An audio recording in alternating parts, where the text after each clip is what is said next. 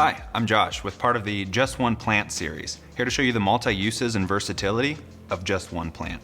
Today, I'm going to be talking about basil, which thrives in sunlight for about 6 to 8 hours and lives in moist soil, which makes it ideal for a kitchen window.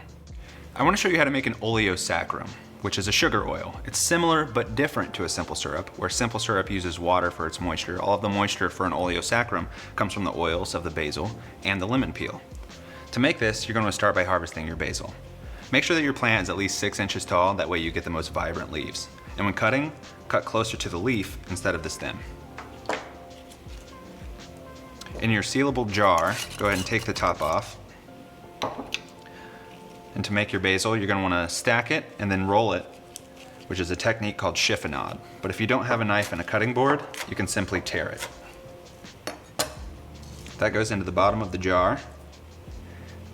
And this won't produce much on its own, so we need a little bit of lemon peels.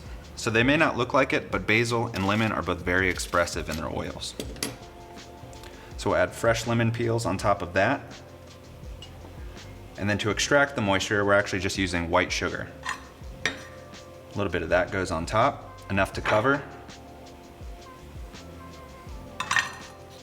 Top goes on. Give it a little bit of a shake. And unlike simple syrup, this won't be ready immediately. This can sit on your countertop overnight, producing a result similar to this. Whereas simple syrup is usually only used in cocktails, Oleo Saccharum can be used in cocktails and with food. Like today, I'm going to use it to brush a little bit of these basil and lemon peel scones. This takes the place of what would usually be a glaze.